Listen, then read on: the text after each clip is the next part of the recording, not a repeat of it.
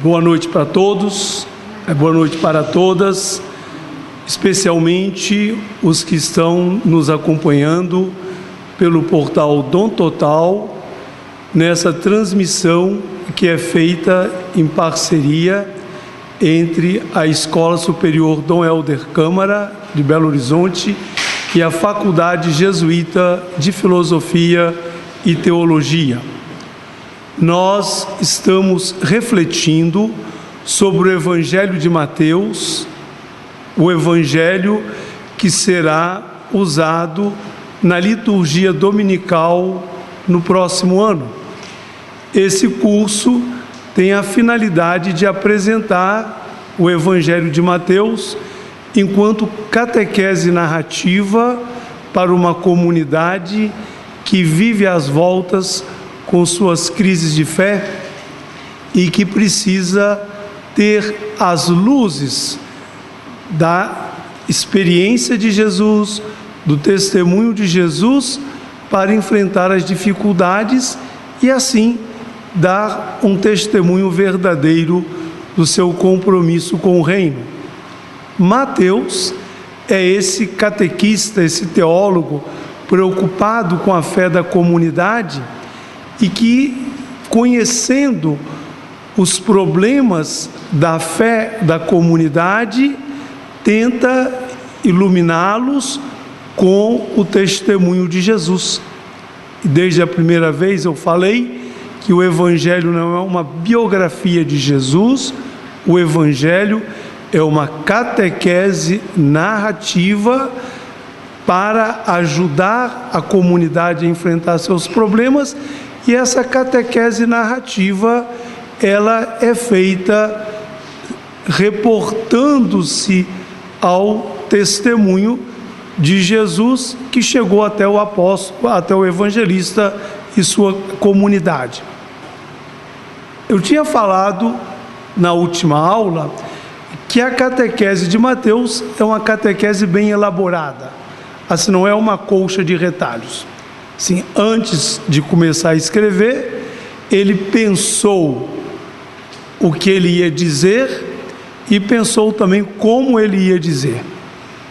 Então, o Evangelho é rico em expedientes literários, teológicos, usados pelo evangelista para formular a sua catequese. E isso é uma coisa tão clara que desde o começo do cristianismo, já nos primeiros séculos, o Evangelho de Mateus ele foi muito usado. Por quê? Porque era uma catequese muito bem estruturada. E quando, no século passado, se começaram a fazer os estudos críticos, histórico-críticos dos evangelhos e também do Evangelho de Mateus, então logo eles perceberam que tinha uma estrutura muito clara no Evangelho. E essa estrutura do Evangelho foi percebida como articulada em torno de 5 grandes discursos de Jesus. Aquilo que em Lucas e Marcos estão dispersos ou estão colocados em outros contextos da vida de Jesus, Mateus reuniu esses elementos e colocou assim na boca de Jesus como se fosse assim um grande discurso. Mas isso faz parte da estratégia literário-teológica dele, porque ele quer apresentar Jesus para a comunidade dele como o verdadeiro Moisés que dá a verdadeira lei para o verdadeiro Israel. E assim como a lei de Moisés, a Torá, não é? Ela é composta de 5 livros, são os primeiros 5 livros da Bíblia. Então ele vai colocar Jesus fazendo 5 discursos também. Mas isso faz parte da estratégia narrativa, porque eu falei na aula passada que uma das crises da comunidade de Mateus provinha pela pergunta que eles faziam: será que nós tivemos que jogar nossa fé fora para abraçar Jesus? Não é? Será que nós tivemos que jogar Moisés fora para abraçar Jesus?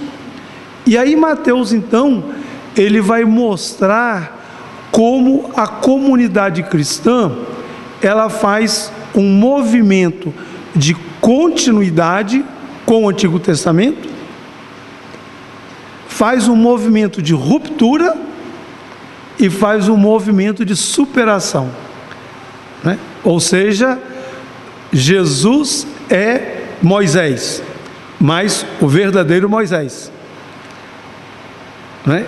A igreja é Israel, mas é o verdadeiro Israel. A lei que Jesus dá é uma lei, mas não é como a lei de Moisés, é superior à lei de Moisés.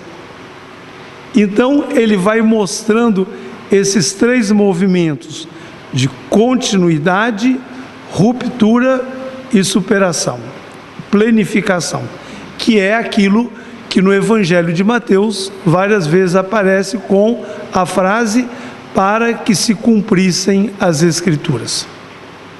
E aí então os estudiosos perceberam a repetição dessas 5 frases aí no Evangelho, em 7:28, quando ele terminou estas palavras. Então eles pensaram, se ele terminou, onde é que ele começou? Não é isso? Se ele terminou, é porque ele começou. Onde é que ele começou? E aí então eles foram estudando e viram exatamente onde é que Jesus começou, e viram que ali antes tinha um grande discurso. Depois a mesma coisa em 11:1, quando Jesus terminou estas palavras. Depois em 13, quando Jesus terminou de contar estas parábolas. Em 19:1, quando terminou essas palavras. E 26:1, depois que terminou todas essas palavras. Então eles perceberam isso. Eles disseram que tem um indício literário, que tem uma coisa interessante, importante. Por que essas 5 frases repetidas? Aí eles foram perceber que essas frases, elas encerravam 5 grandes discursos de Jesus. Agora, e eles perceberam mais. Eles perceberam que esses discursos de Jesus eram 5, mas eles estavam bem estruturados. Eles estavam organizados de forma que a gente chama concêntrica. Eles vão para um centro, né? Ou seja, esses discursos, eles têm uma lógica bem clara. Então, o primeiro discurso é o discurso inaugural, que a gente chama também de Sermão da Montanha. E aí esse Sermão da Montanha é interessante, porque ele vai descrever Jesus exatamente como aconteceu com Moisés no Monte Sinai, né? Então, se a gente pega Mateus capítulo 5, versículo 1, aí é muito interessante. Ele vai dizer: vendo ele as multidões, subiu ao monte. Ao sentar-se, aproximaram-se dele os seus discípulos, e pôs-se a falar e os ensinava, dizendo. Então, Jesus senta, né? Depois eu vou falar, na segunda parte, vou falar sobre esse Jesus mestre no Evangelho de Mateus. Jesus se senta, a multidão fica lá e os discípulos ficam mais perto. Ele começa a dar instruções. E esses discursos de Jesus, né, eles têm sempre como destinatários, como público ouvinte, a multidão ou os discípulos, né? Os capítulos de 5 a 7, eles são destinados às multidões e aos discípulos. E eu falei na aula passada que no Evangelho de Mateus existe um movimento, estão lembrados? De multidão, discípulo, apóstolo, não é? Agora, mas multidão, discípulo, apóstolo, eu falei que são categorias teológicas, não são categorias sociológicas. Multidão não é uma grande quantidade de gente, é um modo de se posicionar diante de Jesus. Uma pessoa é multidão. Multidão é aquele que se aproxima de Jesus, mas sem compromisso com Jesus. Depois eu vou falar que inclusive esse pessoal tem uma linguagem distinta para Jesus. O discípulo é aquele que acolheu Jesus e está sendo instruído por Jesus, e na medida em que ele é instruído por Jesus, ele tem que se tornar apóstolo. Ele tem que anunciar Jesus, mas sem deixar de ser discípulo. Aí então ele tem que voltar às multidões para levar as multidões ao discipulado e ao apostolado. É sempre esse momento, esse movimento interessante. E por isso então o primeiro discurso é para todo mundo. O segundo discurso, que a gente chama de discurso missionário, é só para os apóstolos. O terceiro é o discurso parabólico. Uma parte é para os discípulos e as multidões. Depois Jesus entra para casa, ele fala só para os discípulos. Depois o discurso eclesial é só para os discípulos, e o discurso escatológico também é só para os discípulos. Ou seja, na medida em que ele vai aprofundando, Jesus de Mateus vai aprofundando a catequese dele, só quem está muito próximo dele pode entender. Então por isso que as multidões não têm acesso, que elas não podem entender porque não têm compromisso com Jesus. Então esse capítulo, o capítulo 5, 7, é o discurso inaugural. Praticamente o que ele tem? É um resumo do ensinamento de Jesus, da sabedoria do Evangelho. Então quem quiser ser cristão, basta pegar Mateus 5, 7, ler direitinho, entender e procurar colocar em prática aquilo que está dito ali. Tá certo? Porque Mateus, então, ensinamentos de Jesus que estavam dispersos nos outros evangelhos, ele reuniu tudo aí nessa catequese de Jesus, onde Jesus vai ensinando como o discípulo tem que ser e tem que agir. Então, quer dizer, esse aqui, vamos dizer, é a súmula da sabedoria do Evangelho. Então, quem quiser ensinar o caminho de Jesus, basta pegar aqui que Mateus já botou tudo junto ali. É uma súmula do discipulado cristão. O discurso missionário já é então o que? É Jesus que envia os discípulos.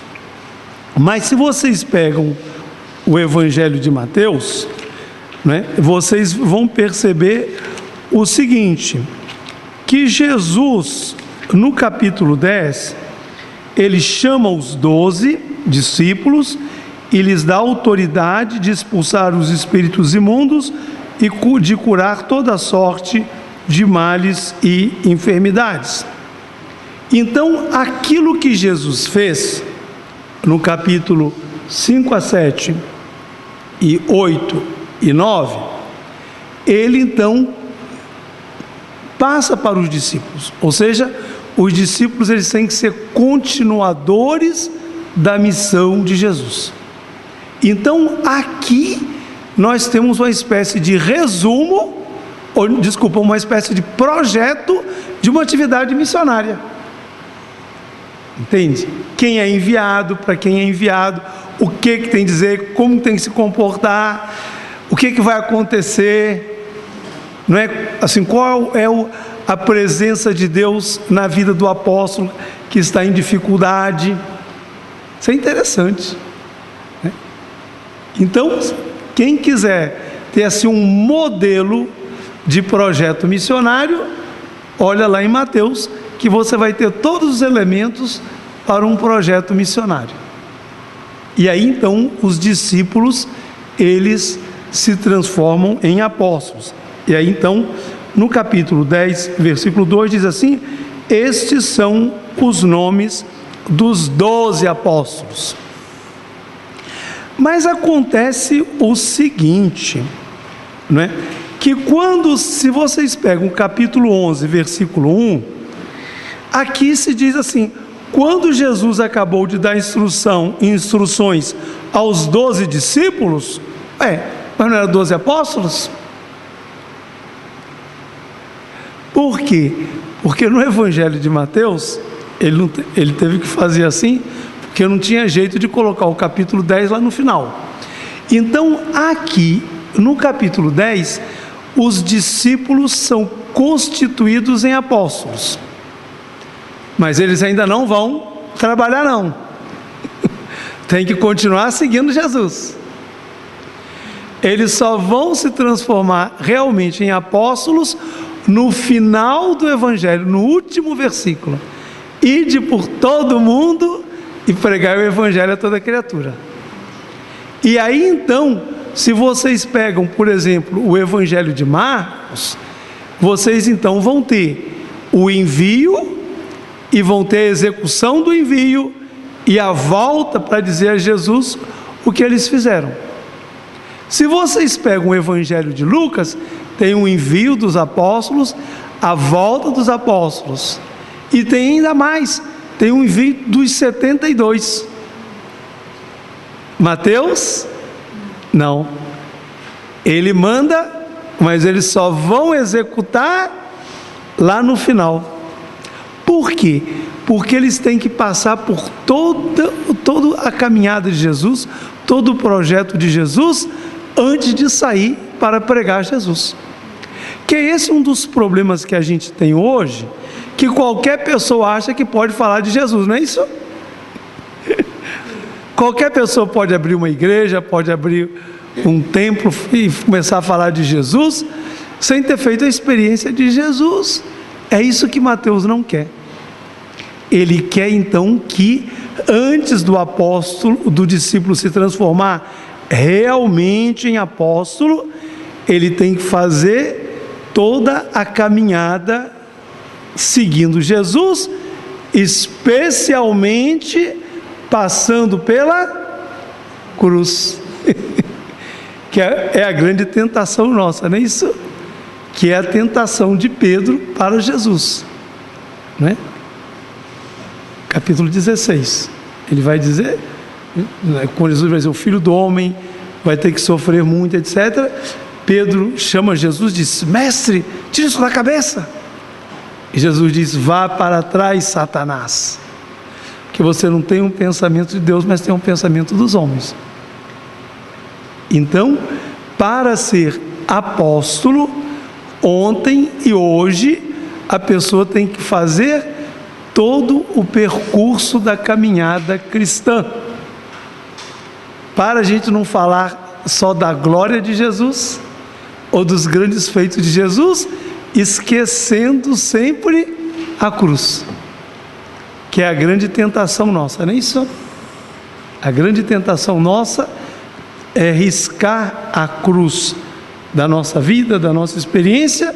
Então a gente só quer ter vitória, sucesso, êxodo, progresso, coisa maravilhosa, não é isso? Coisa maravilhosa. E isso então foi entrando na cabeça dos discípulos. E aí então, na sequência dos discursos, se vocês pegam o capítulo 12, no versículo 14, capítulo 12, versículo 14, vocês vão encontrar ali a decisão de matar Jesus. Então, já no capítulo 12, a decisão de matar Jesus já tinha sido tomada. O resto do Evangelho vai ser simplesmente a apresentação de como aquela decisão foi implementada. Então diz lá assim, 12:14, então os fariseus, saindo dali, tramaram contra ele sobre como o matariam. Capítulo 12, versículo 14. E depois a morte de Jesus só vai se consumar lá no capítulo no capítulo 27, né? O resto do Evangelho. Agora, então, Mateus, nesse momento, ele inseriu aquilo que a gente chama o discurso parabólico. O discurso parabólico. Agora, por que o discurso parabólico está colocado aqui e é o centro, não é isso? Tudo vem para o discurso parabólico e tudo sai depois do discurso parabólico. Agora, por que isso? Porque aqui, nessa altura do Evangelho, e que aqui é o centro literário teológico do Evangelho, Mateus fala daquilo que é, no Evangelho dele, ele usa a palavra o mistério do reino. Mistério do reino, não é? A vós foi revelado os mistérios do reino dos céus, não significa nada de misterioso. A palavra mistério significa o seguinte: o modo como o reino de Deus acontece na história. Qual é a dinâmica do reino na história. E aí então, por que Mateus põe exatamente aqui no centro do Evangelho dele? Coloca no centro do Evangelho dele exatamente para combater na comunidade dele aquelas manias de grandeza, de vitória, de sucesso, que não se conforma com o fracasso, que é um pouco a nossa mentalidade, não é isso? E aí então ele vai dizer como é que o reino de Deus acontece na história. Aí ele vai contar 7 parábolas, né? Vai contar 7 parábolas. A primeira é a parábola do semeador. Agora, o semeador semeou, mas toda a semente dele frutificou 100%? Não. Uma parte caiu aonde? Na beira do caminho. Outra parte cai aonde? Nas pedras. Outro cai no meio dos espinhos. E uma parte cai na terra boa. E mesmo aquela que cai na terra boa, ela produz diferentemente, não é isso?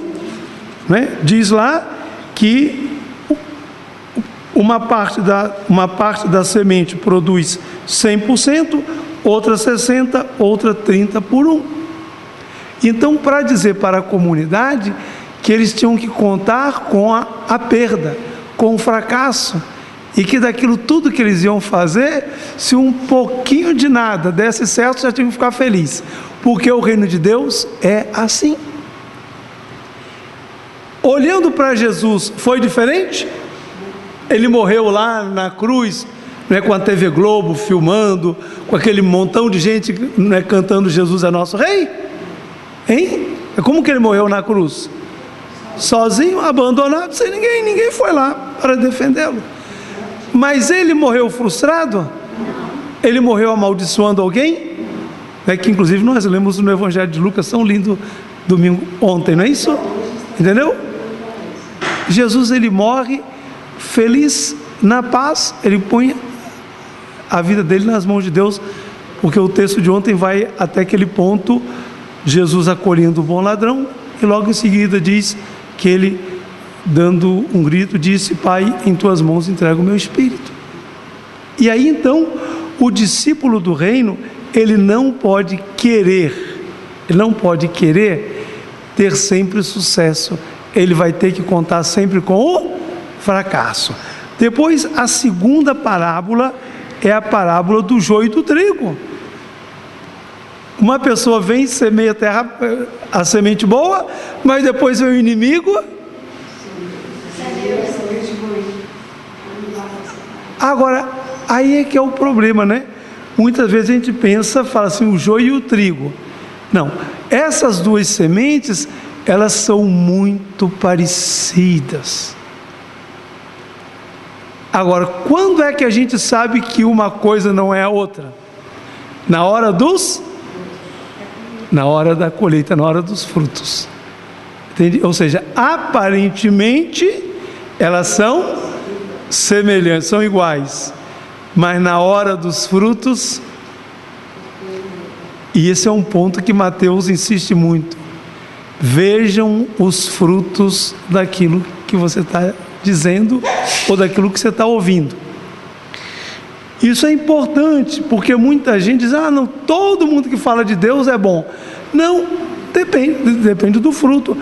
Mas aquele padre é muito ruinzinho, ou aquele padre é muito bonzinho.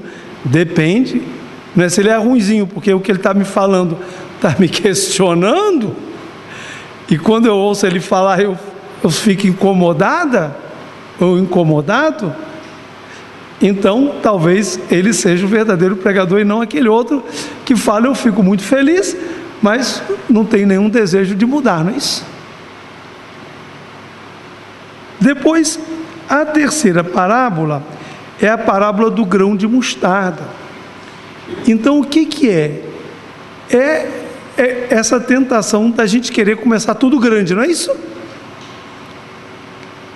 Querer começar tudo grande. Jesus diz, não, o reino ele começa pequenininho, ele vai crescer, mas ele tem que começar pequeno. E muitas vezes a gente não entende que o reino de Deus é assim, não é isso? Entende? Mas eu fui lá, só tinha 15 pessoas. Por quê? Você esperava quanto? Esperava umas 500. Não, mas você não fez nenhum trabalho com as pessoas. Entendeu? E muitas vezes a gente vai pela quantidade, não é isso?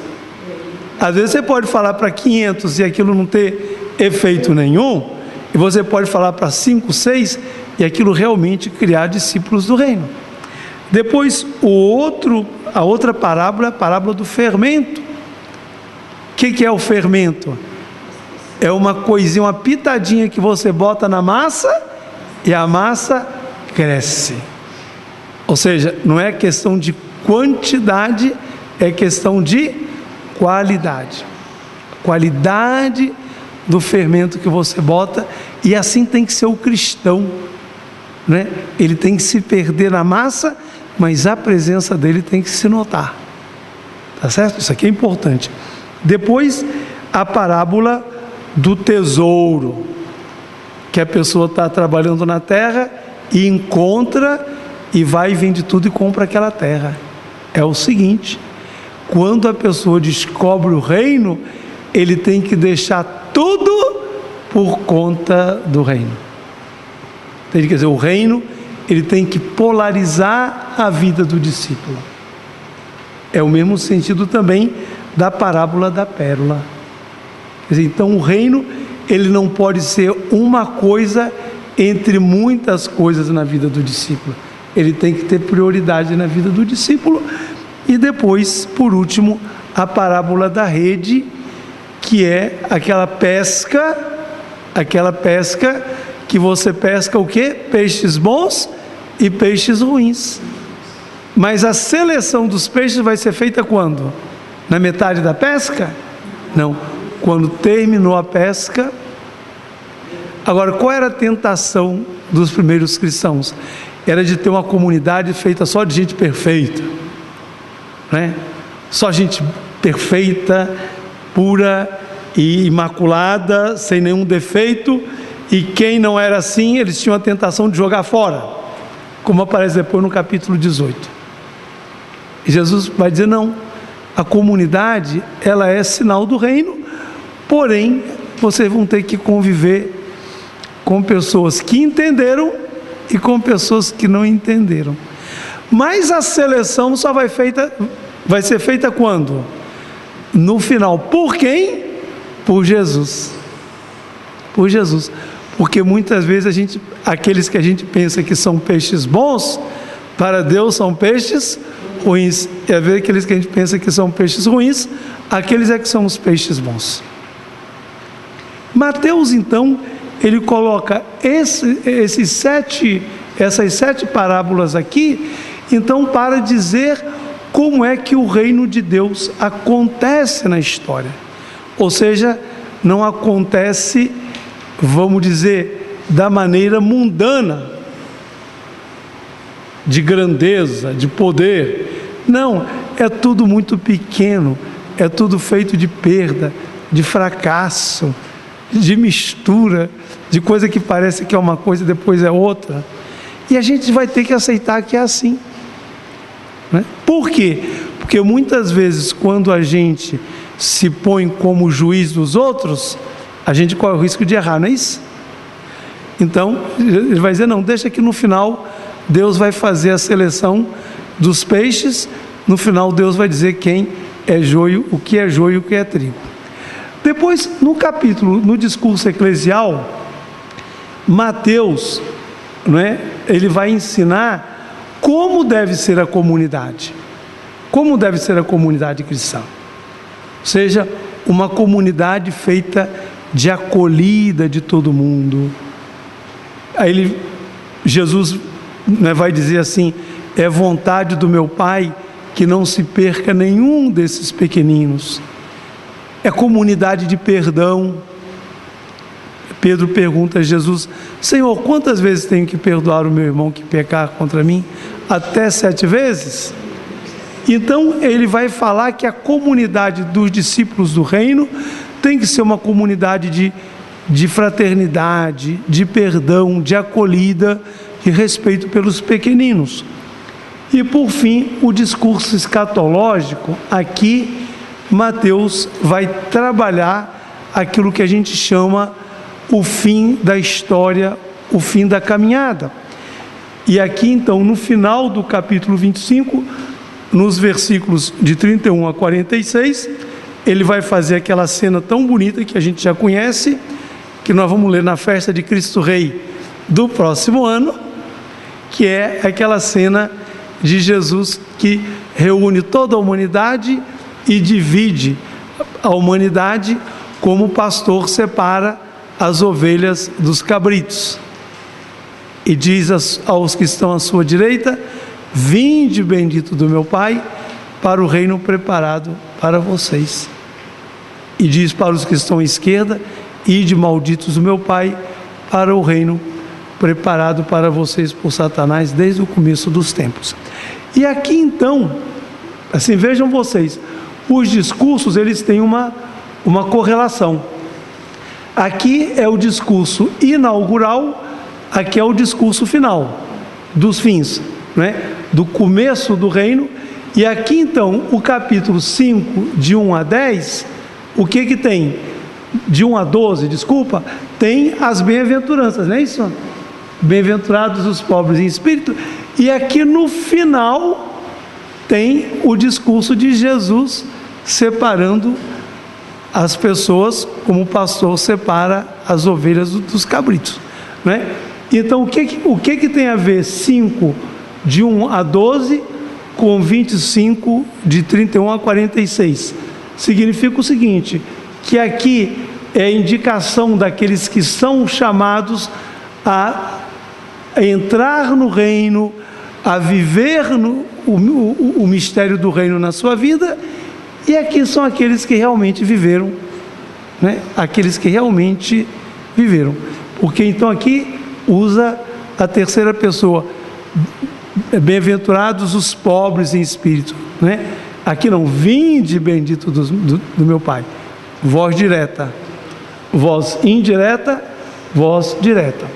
Depois, o discurso missionário, ele tem a ver com o discurso eclesial, ou seja, aquilo que você prega para os outros, você tem que viver dentro da sua igreja. Então você não pode falar uma coisa e viver outra. Ensinar o perdão, como está aqui, né? E depois você não saber perdoar. Você ensinar o evangelho do amor aqui e depois aqui você ser duro com o irmão que errou, né? Então aquilo que você anuncia, você vive. E o capítulo 13, então, como eu falei para vocês, é o centro, porque aí então ele vai mostrar como que o reino se constrói. Ok, então vejam vocês o seguinte,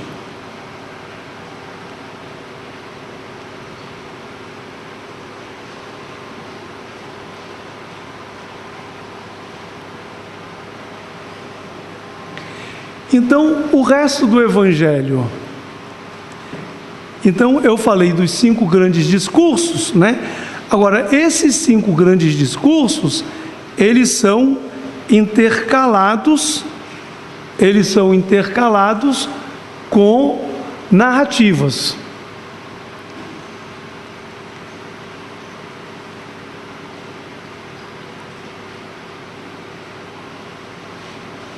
Então, esse esquema aí é o esquema do Evangelho como um todo.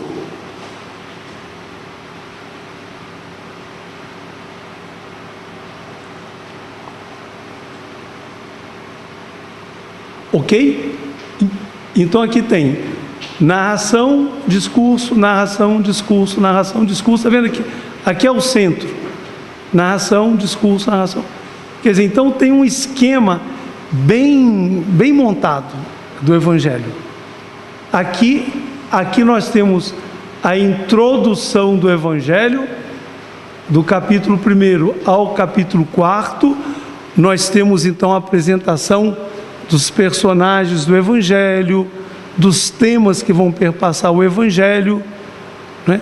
E aqui no final, no capítulo 28, de 16 a 20, nós temos então a conclusão do Evangelho.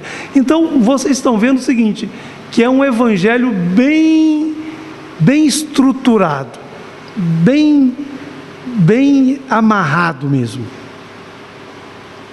E por isso então, que quando começaram a estudar os Evangelhos, o Evangelho de Mateus foi aquele que primeiro chamou a atenção por causa dessa estrutura tão bem feita. Ok? Então, eu vou ficar por aqui, e aí nós vamos dar um passo que é importante, que é a figura de Jesus no Evangelho de Mateus. Porque a certa altura eu falei para vocês que cada Evangelho tem uma imagem de Jesus, não falei? Ele apresenta Jesus de acordo com a necessidade de sua comunidade. Aqui então, nós vamos mostrar como é que Mateus trabalha a pessoa de Jesus. Evidentemente que o tempo vai ser curto, não é isso? Então, não vai dar tempo assim para a gente falar muita coisa, mas pelo menos para chamar a atenção para vocês de algo que acontece em todos os evangelhos, não é só Mateus não. Se eu falasse de Marcos, eu teria que falar do Jesus como Marcos entende. Se eu falasse de Lucas, o Jesus de Lucas. Se eu falasse de João, o Jesus de João. Agora, acontece o seguinte, que aqui não são abordagens contrárias uma da outra, entendeu? Ou seja, é Jesus visto de vários ângulos. E o ângulo pelo qual Jesus é visto nos evangelhos, ele depende do interesse catequético do evangelista. Então, é o evangelista que vai, de certo modo, trabalhar a figura de Jesus, né? Trabalhar a figura de Jesus de acordo com a necessidade dos seus ouvintes. Agora, mas vocês também, não é isso? Então, vocês vão falar para um grupo de prisioneiros. Vocês têm que pensar que imagem de Jesus eu vou apresentar para essa gente. Se eu vou falar para um grupo de pais, para um grupo de médicos, para uma comunidade, então eu tenho que pensar como é que eu vou falar de Jesus para eles, não é isso? Não é? Mas assim também acontece com a gente. Dependendo do lugar em que a gente está, a gente fala de algumas coisas da gente, não é isso? Não é assim? A gente pode falar tudo da gente para todo mundo? Hein? A gente não pode. Então, para cada pessoa, para cada grupo, a gente fala de um aspecto da gente. Então, Padre Vitório, se eu estou num grupo de professores de teologia, eu vou frisar mais o meu aspecto de quê? De professor. Mas se eu estou lá na paróquia com o pessoal né, das comunidades, então eu tenho que apresentar mais o meu lado de pastor, não é isso? Mas a gente tem uma creche. Quando eu estou na diretoria da creche, não é, que a creche que nós fundamos, aí tem que aparecer o lado do quê? Do administrador, não é isso? Aí pode até aparecer assim, homem de negócio, coisa assim, mas é a mesma pessoa, dependendo do lugar onde ela está, aparece mais um aspecto. Então, uma pessoa que convive comigo como professor e que nunca me viu no meio do povo, pode ficar até admirado, né? Mas Padre Vitório se senta aí com as crianças, Padre Vitório bota as crianças no pescoço, Padre Vitório abraça as crianças. Não, mas na aula ele parece tão sério, como é possível? Assim, está entendendo? Com Jesus a mesma coisa. Então, cada evangelista, ele foi trabalhando a figura de Jesus de acordo com a necessidade de sua comunidade. Então, isso não é um desprestígio por evangelho, não, entendeu?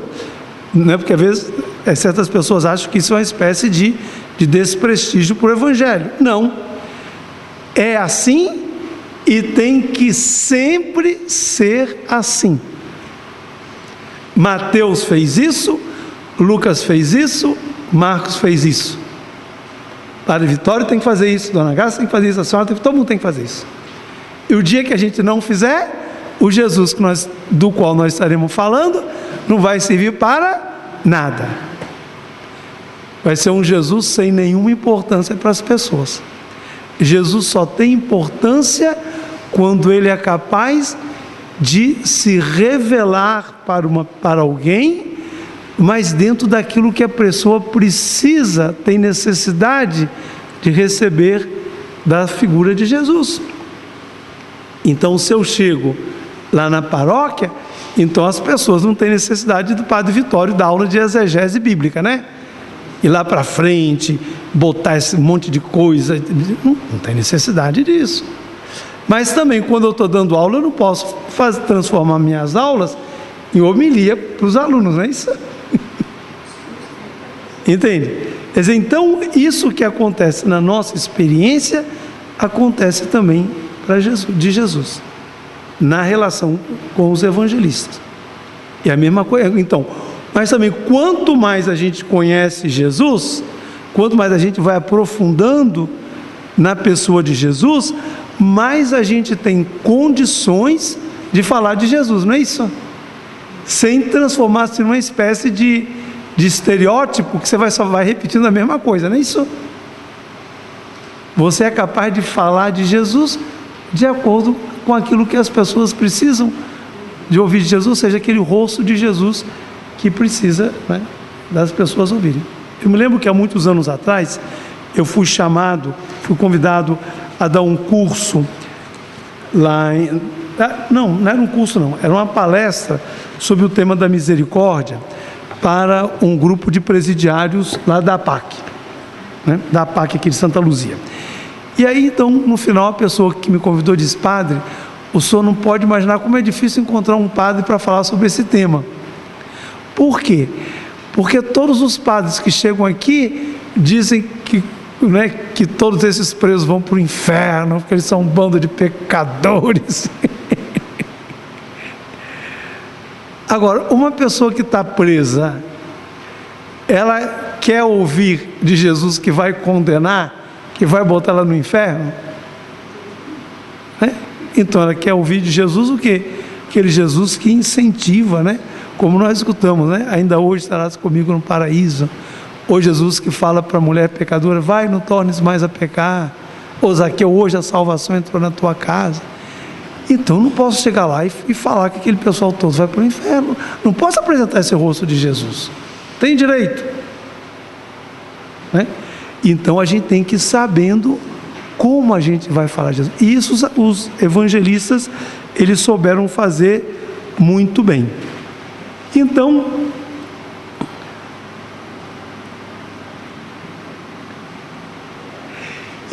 no Evangelho de Mateus,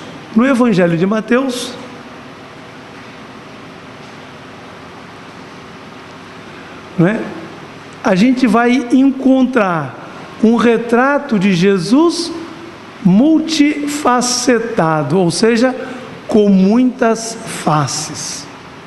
Com muitas faces, né? Tá? E aí então, né, a imagem de Jesus supõe considerar todos os aspectos para se poder caracterizá-lo.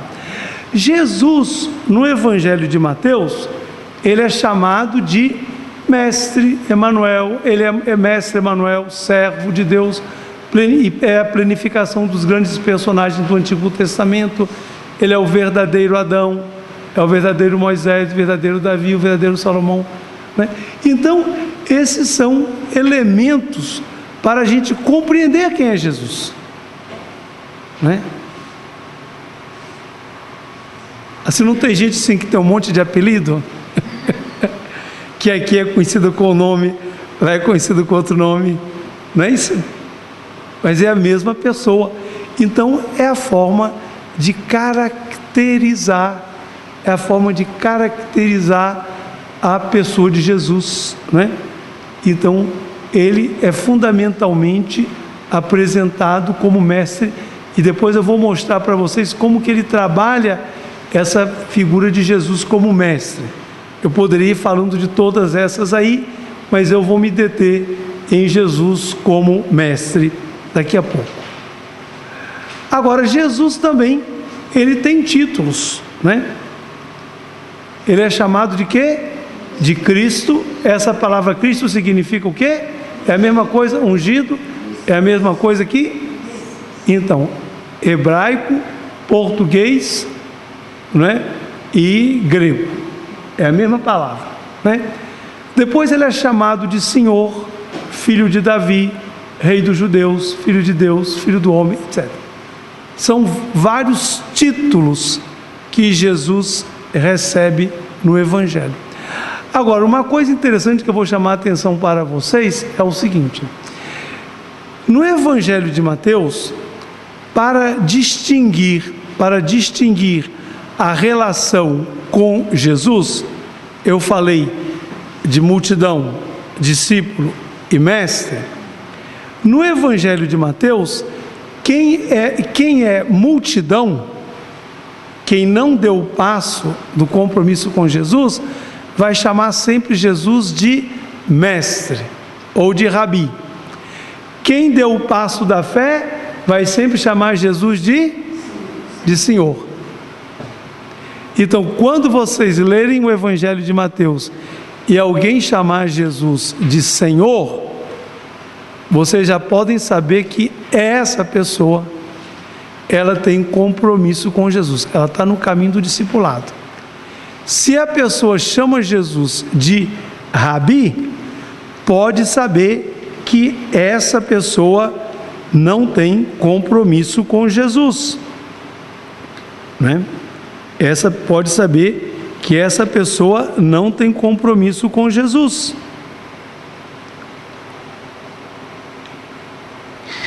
Por exemplo, eu vou pegar lá a traição de Pedro, né? O texto diz assim, no capítulo 26: enquanto Jesus ainda falava, eis que veio Judas, um dos 12 discípulos, com grande multidão, com espadas e paus, da parte dos sumos sacerdotes e dos anciãos do povo. O seu traidor dera-lhe um sinal, dizendo: é aquele que eu beijar, prendei-o. E logo aproximando-se de Jesus, disse: salve, Rabi, e o beijou. Então, no Evangelho de Jesus, ele é chamado de um dos 12, mas pelo fato de chamar Jesus de Rabi, quem está lendo já sabe que ele não tem nada com Jesus, né? Ou seja, que ele não tem compromisso com Jesus. Isso aqui é muito interessante, é uma chave interessante para se perceber no Evangelho de Mateus. Quem o chama Jesus de Senhor é porque está no caminho do discipulado. Quem chama de mestre ou de rabi é porque ainda é multidão. Ok? Então agora nós vamos nos deter em Jesus. nós vamos nos deter na figura de Jesus como mestre.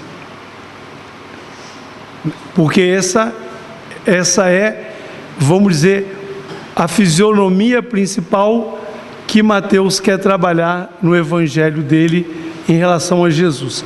Jesus é o mestre. E os outros são os discípulos que vão se preparar para ser apóstolos. E ele vai falar para as multidões, para que as multidões se tornem discípulas e depois se tornem apóstolos. Então, Jesus mestre é o primeiro traço que transparece no evangelho.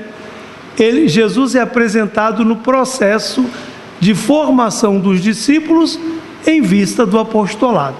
Todo o trabalho de Jesus é esse, é ser o mestre de um grupo que no final do evangelho ele vai mandar em missão, no capítulo 28.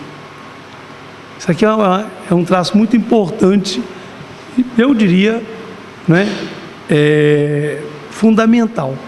Agora, na relação discípulo, mestre-discípulo, então a relação é assim, um sabe e o outro não sabe, o discípulo sabe, o mestre sabe e o discípulo não sabe, o discípulo pergunta, o mestre responde. Por isso que no evangelho de Jesus, de Mateus, Jesus quase nunca aparece fazendo pergunta para as pessoas. Porque o pressuposto é que ele é o mestre e as pessoas vêm fazer pergunta para ele. Mas ele não tem que perguntar nada a ninguém. Mas isso é por causa da preocupação de Mateus de mostrar Jesus com essa figura de mestre. Então, no grupo de Jesus, ninguém tinha o direito de se apresentar como mestre dos demais. Por isso que eu falei para vocês que quando a pessoa passa de discípulo para apóstolo, ele não deixa de ser discípulo de Jesus. E, entende? Quer dizer, os apóstolos continuam a ser discípulos de Jesus. Isso aqui é uma coisa importante, porque muitas vezes, até mesmo nas nossas igrejas, tem certas pessoas que chamam a atenção para si e não para Jesus. Ou seja, o centro não é Jesus. O centro é o padre fulano, é o líder do movimento, é o pastor fulano de tal, é o pregador, não sei quem. É exatamente isso que Mateus não queria que acontecesse na sua comunidade. E esse texto aí do capítulo 23 é muito interessante. O que diz lá? Não permitais que vos chamem Rabi, pois um só é o vosso mestre e todos vós sois irmãos. Não chameis na terra a ninguém de pai, pois um só é o vosso pai, aquele que está nos céus. Não permitais que vos chamem de guias, pois um só é o vosso guia, Cristo. Pelo contrário, o maior dentre vós deve ser aquele que vos serve. Quem se exaltar será humilhado, e quem se humilhar será exaltado. E aí, então, quando a gente vê nas nossas igrejas, não é isso?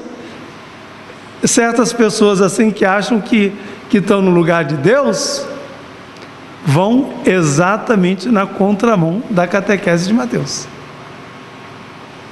né? Inclusive, vocês nem deveriam chamar a gente de padre, não é isso? Porque pai significa o quê? Pai, né? Aí deveria ser todo mundo chamado de irmão. Não Padre Vitório, mas Irmão Vitório. Não chamar Papa Francisco, mas Irmão Francisco. Não é isso? Porque Jesus disse, não chama ninguém. Porque quando chama assim, Padre Vitório, o que já vem na cabeça das pessoas? Por mais que a gente tenta fazer diferente, que ele é mais do que eu. Não é isso que está na cabeça das pessoas? Que pessoa que diz assim, padre, e acha que ela é mais do que o padre? Mas esse negócio está na cabeça, né? Padre sabe tudo. Aquela visão antiga e errada do padre, não é isso? Então o padre, quando a pessoa chama de padre, ao invés de entender que aquele é um servidor, pensa que ele o quê? É o dono do pedaço, não é isso? E muitos então não, eles querem realmente ser servidos. E o povo tem que ficar a serviço das manias deles. Mas isso aí é a deturpação do Evangelho. Exatamente a deturpação do Evangelho. Então a gente deveria ser todo mundo chamado de irmão. Irmão Vitório. Aí sim. É quando você chama de irmão, você já vai colocando, né, num pé de igualdade. Mas aí, não, mas isso aí perde o respeito. Não. A sua missão é de servir as pessoas. Não é a missão de mandar em ninguém, ser dono de ninguém.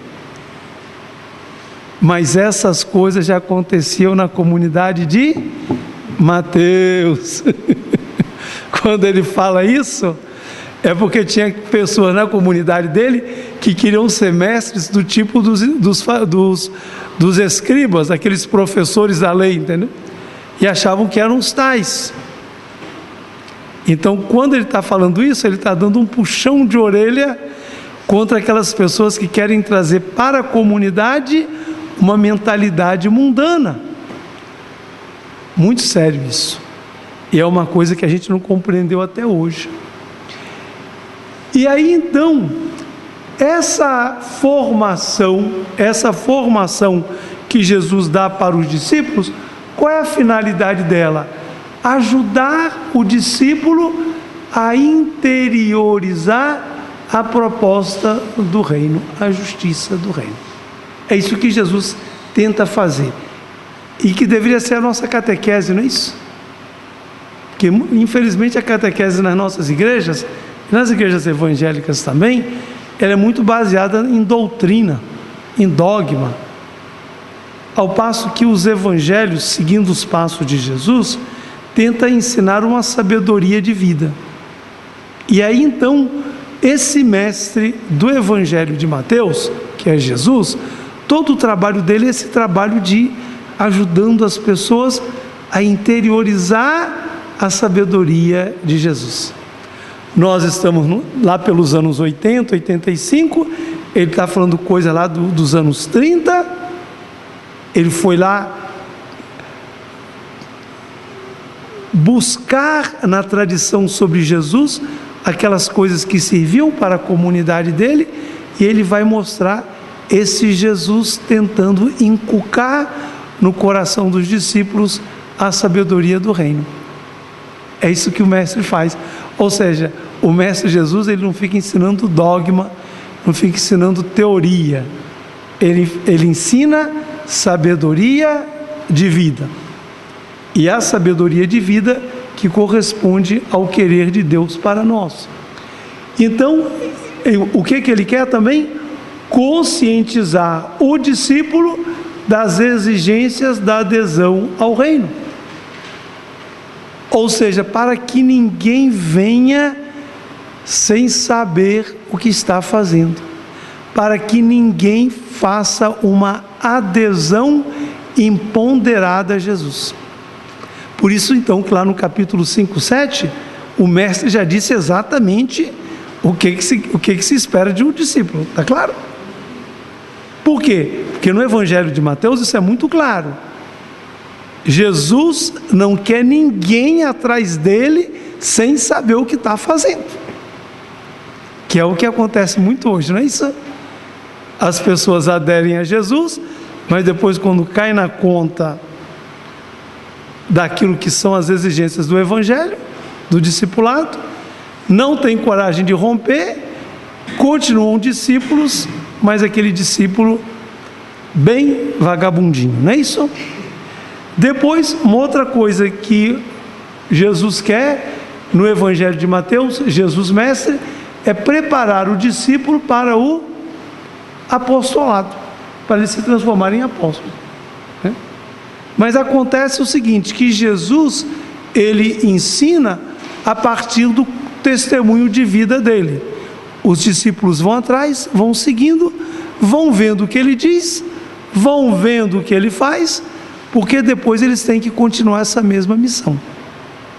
Ou seja, não é uma formação teórica, é uma formação existencial, é uma formação que parte da contemplação de uma vida. E assim também deveria ser a nossa catequese hoje, não é isso? Então, deveria ser catequista nas comunidades, aquelas pessoas que se destacam pela pureza de sua fé, e aí então deveriam ser confiadas pessoas a esse cristão, a essa cristã, para que as pessoas, vendo o testemunho delas, aprendessem a ser cristãs.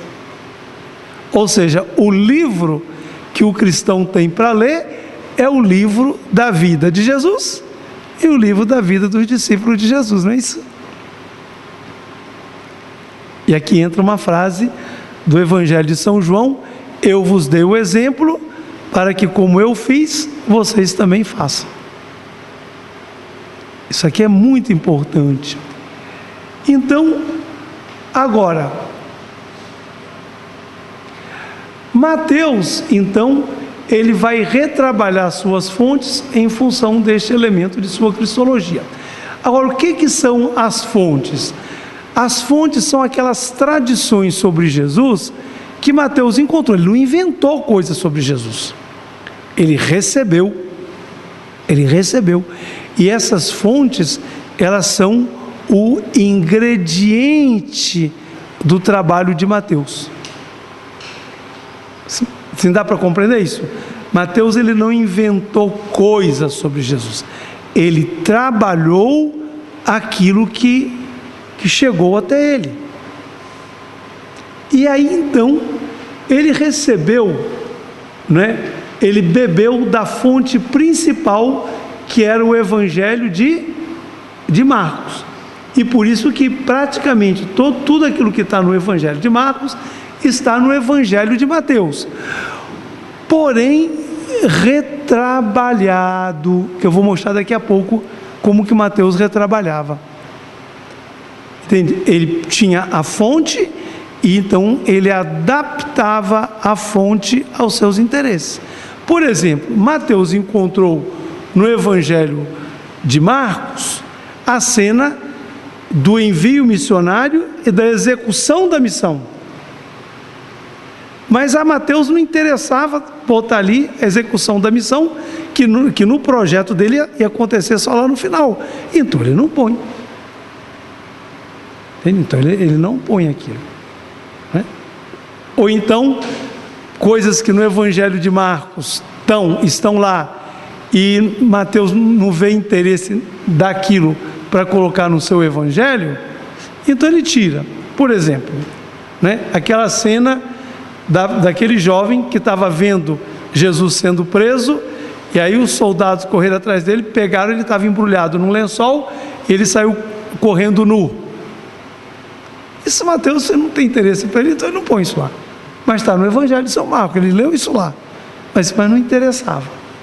Depois eu vou mostrar outros exemplos assim, mostrando os versículos, aí vocês vão ver que tipo de trabalho é que Mateus faz.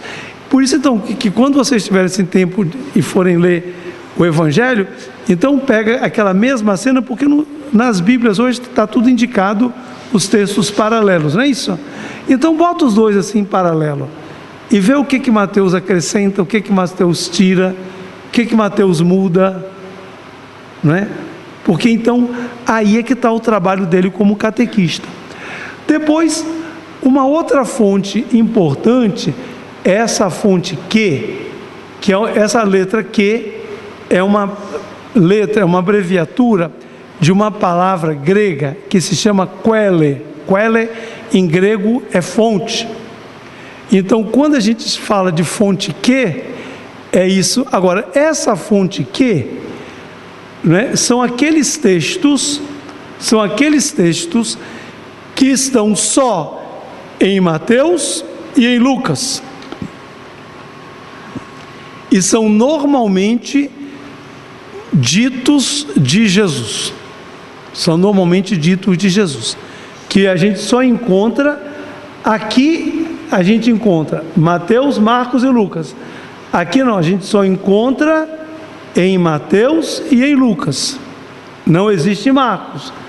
E depois, uma terceira fonte são as tradições próprias de Mateus, são aqueles textos de Mateus que não têm paralelo nem em Marcos e nem em Lucas, que são os evangelhos sinóticos. Mateus, então, ele tem esses ingredientes e ele vai fazer sua catequese com esses ingredientes. Dá para compreender? Ok? Então, veja aqui, Jesus nos evangelhos de Mateus. Então, eu vou colocar aqui alguns expedientes que Mateus usa para descrever a pessoa de Jesus. E vai ficar mais claro vendo a comparação com as fontes. Então, Mateus, ele deixa de mencionar os sentimentos de Jesus por ser ele um mestre objetivo que não se move por paixões.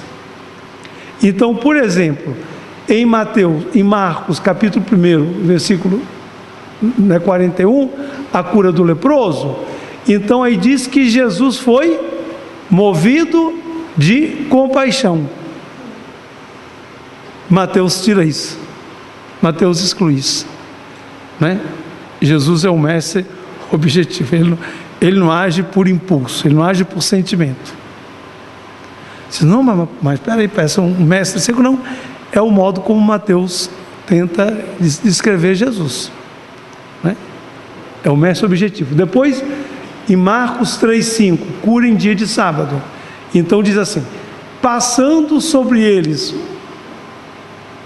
um olhar irado e entristecido pela dureza de seus corações, né? É Jesus assim olhando com aquela ira tremenda, não é isso? Mateus então ele tira.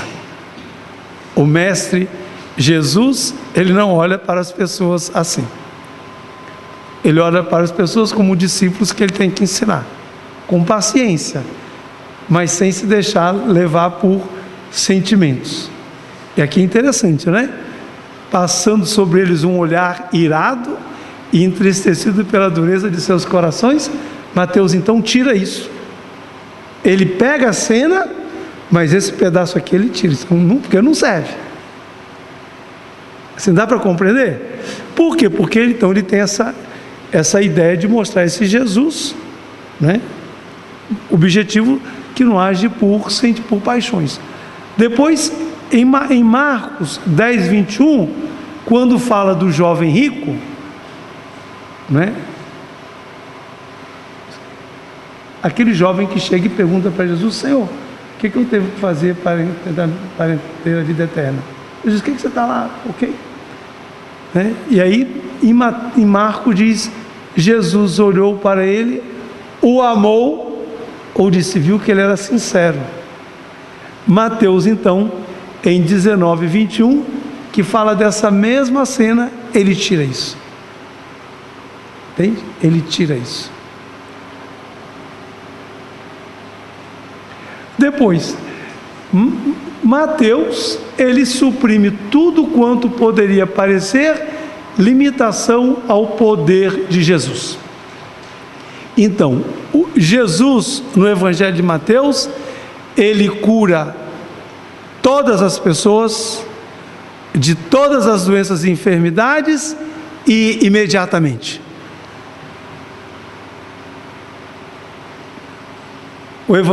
O Jesus do Evangelho é assim: ele cura todos, de todas as enfermidades e imediatamente. Então, vocês estão lembrados daquele Evangelho de Marcos, que é a cura do cego e que vai sendo curado pouco a pouco? Jesus pergunta: o que você está vendo? Diz: eu vejo as pessoas que estão caminhando como árvore. Só num segundo momento é que ele vê perfeitamente, não é isso? Em Mateus não tem isso não. Ele cura o cego e o cego já passa a ver imediatamente, né? Por quê? Porque ele vai mostrar esse Jesus cheio de poder, né? Que aquilo que ele faz é instantâneo, não tem etapas, né? E aí então, tudo aquilo que possa parecer limitação ao poder de Jesus, Mateus vai tirar. Então, por exemplo, em Marcos 1, 45, a cura do leproso. Então lá diz assim: Jesus não podia entrar publicamente na cidade, ele ficava fora, em lugares desertos, mas de todas as partes vinham a ele. Ou então 6,5, visita Nazaré, e não conseguiu fazer ali nenhum milagre, a não ser impor as mãos a uns poucos doentes. Então ele muda, não é isso? Entende? Ele tira o não conseguiu fazer, ele bota não fez ali muitos milagres. É diferente, não é isso? Não conseguir fazer e fazer poucos milagres, e ainda diz por que ele fez poucos milagres. Por quê? Por causa da... Ou seja, não é que Jesus não podia fazer. Eles é que, pelo fato de serem incrédulos, não acreditavam no poder de Jesus, então não participavam do poder de Jesus. Não é que Jesus não podia fazer. Eles é que não tinham fé suficiente para experimentar o poder de Jesus. É muito diferente de Marcos, não é isso? Depois, a cura da Cirofenícia, não é? Então diz assim: entrou numa casa e não queria que ninguém soubesse onde ele estava, mas não conseguia ficar escondido, né? Mateus, então, ele vai tirar esse pedaço aqui, ele não vai dizer, ele não vai colocar isso. Por quê? Porque ele está trabalhando a figura de Jesus como uma figura de um mestre respeitado, não é isso?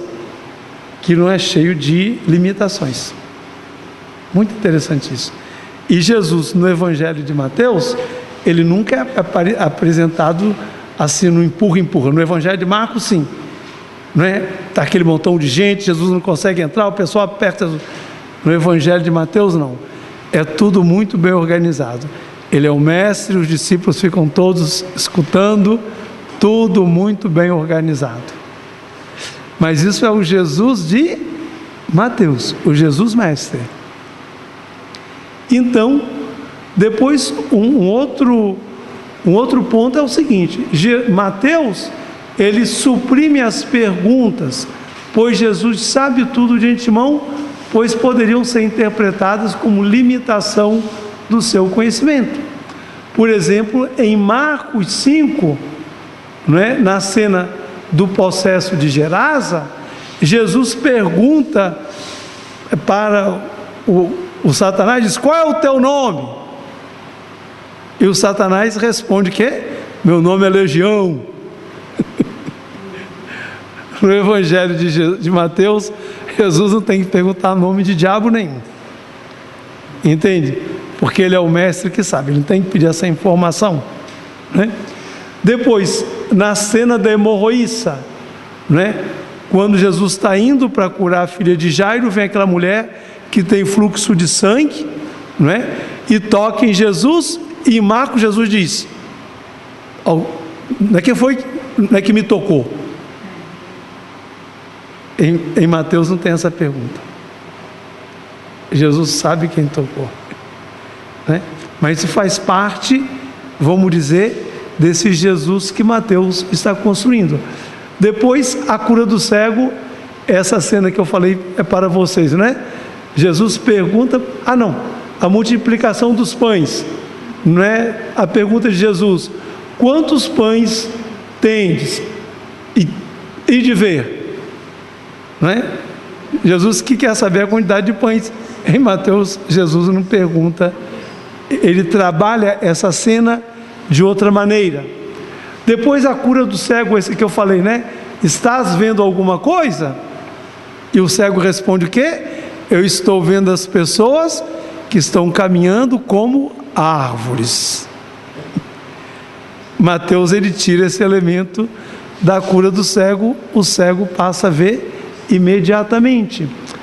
Depois, a cena do epiléptico endemoniado, né? Jesus que pergunta: que estais discutindo?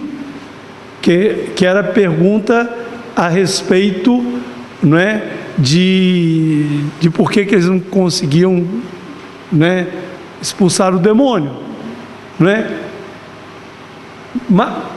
No caso, mas aí, bom, no versículo 21, né, Jesus pergunta ao Pai: desde quando lhe acontece isso? Desde quando acontece essas crises dessa pessoa? Mateus, então, ele vai tirar essa pergunta. Depois, estando em casa, Jesus perguntou-lhe: que discutíeis pelo caminho? Não é? Que era a pergunta de quem era o maior entre eles. Não é? No versículo 1 do capítulo 2 de São Mateus, aproximaram-se de Jesus e lhe perguntaram quem é o maior no reino dos céus. Em Marcos é Jesus quem pergunta. Em Mateus são os discípulos que perguntam para Jesus.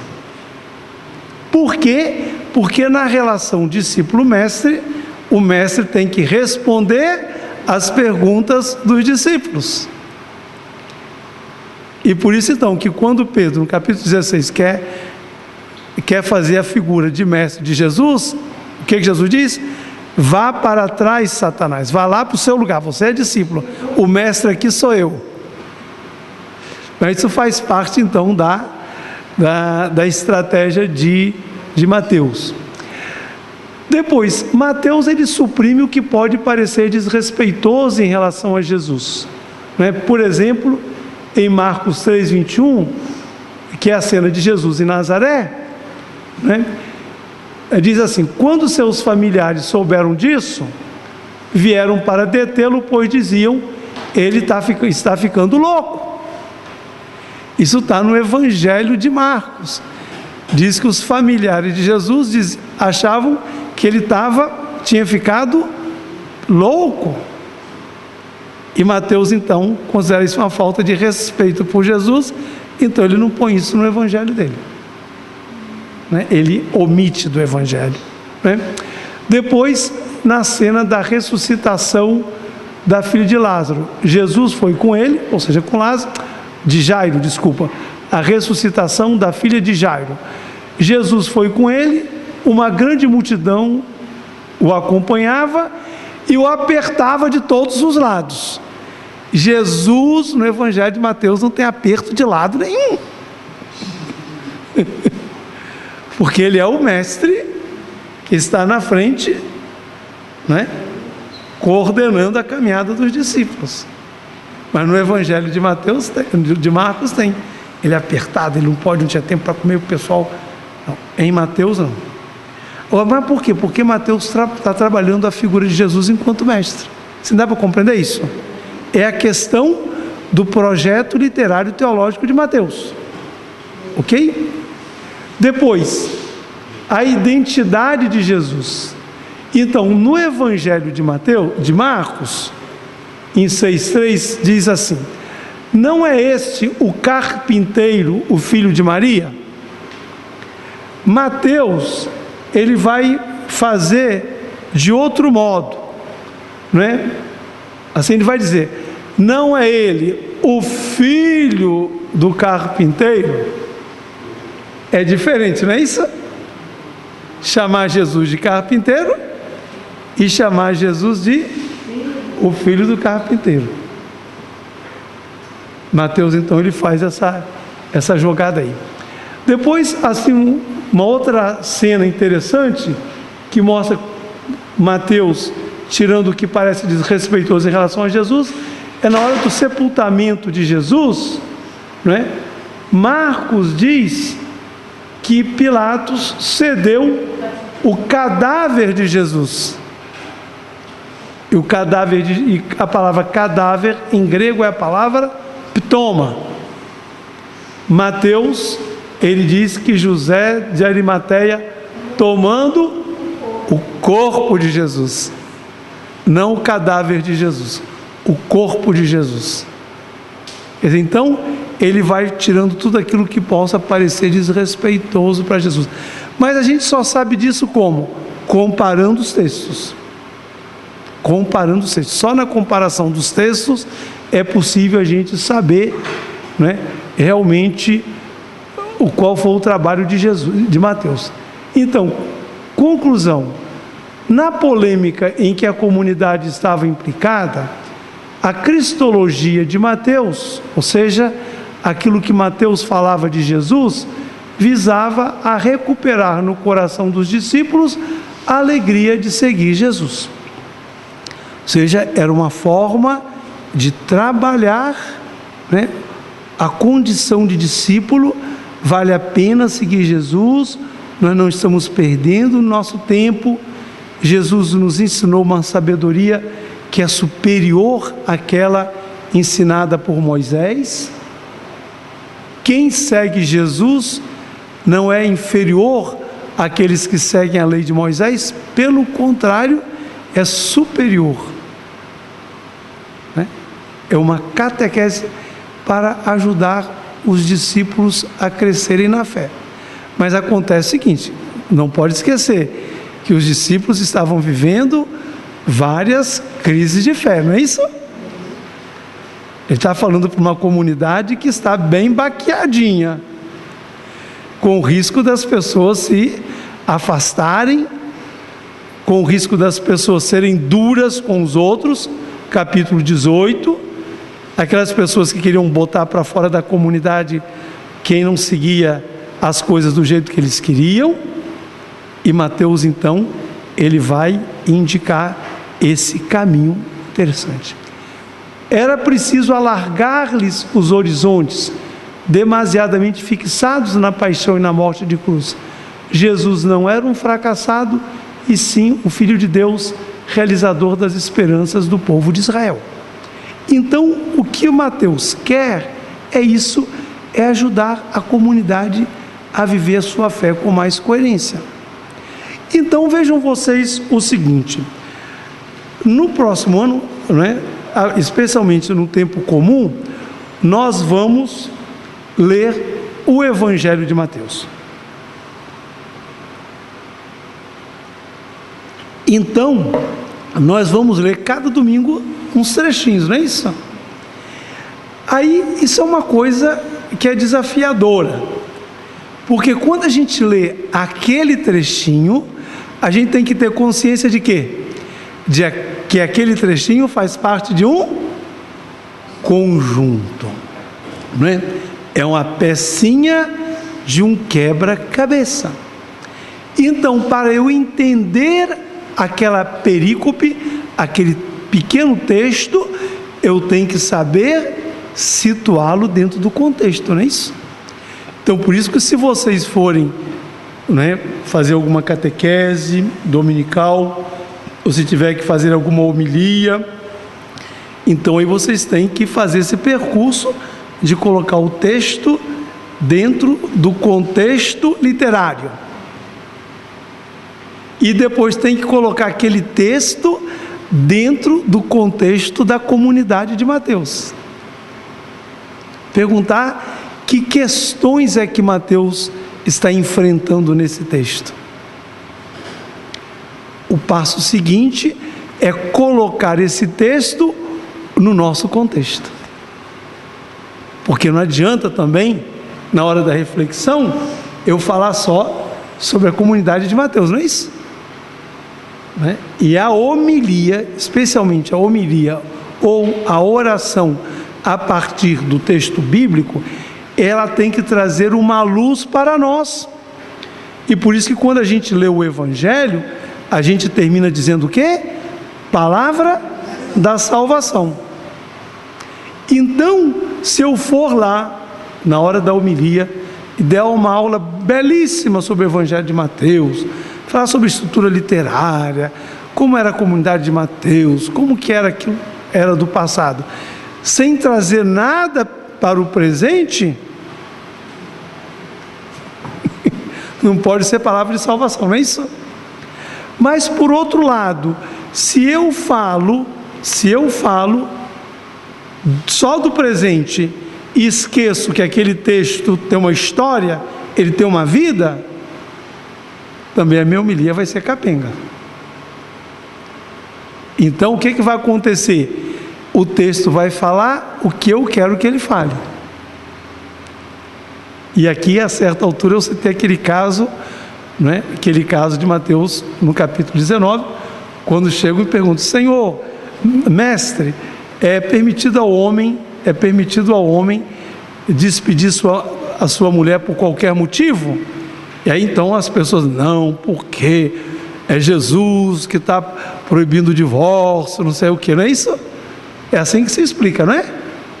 Que é uma condenação do divórcio. Quando você bota o texto dentro do contexto, aí já muda. É Jesus que está defendendo a dignidade das mulheres. E aí então, se é assim, se uma mulher está sendo oprimida pelo marido, por causa do evangelho ela não pode aceitar, porque Jesus não quer mulher sendo oprimida pelo homem, não é? Então a mesma coisa, se é a multiplicação dos pães, não é? Quem não pensa como Jesus, como o evangelho, então pensa que está falando do poder de Jesus, que maravilha, né? Mas de fato está ensinando à comunidade a lição da partilha e da solidariedade para enfrentar os grandes problemas da comunidade, que é o que a gente tem que fazer hoje também, não é isso? Então, quando vocês forem ler o Evangelho de Mateus, pensar sempre nesse movimento, né? O texto dentro do seu contexto literário, dentro do seu contexto histórico-eclesial, os problemas que está respondendo. Nós, hoje, dentro do nosso contexto, o que aquele texto do passado pode dizer para nós hoje? E aí, então, quando a gente faz esse movimento, então a gente vai encontrar realmente uma palavra da salvação. E é isso que eu espero que vocês, ao longo do próximo ano litúrgico, realmente encontrem nos evangelhos uma palavra de salvação que nos ajude a ser melhores, termos mais amor no coração, sermos mais fraternos com aqueles que precisam de nós. Então, eu agradeço a presença de vocês nessas 4 aulas, a perseverança.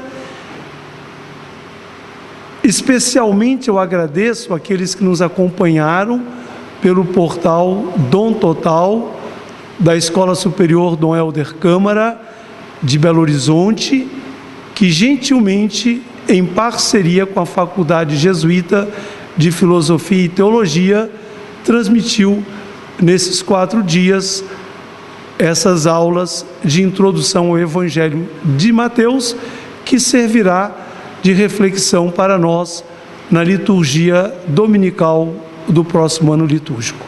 Boa noite para todos.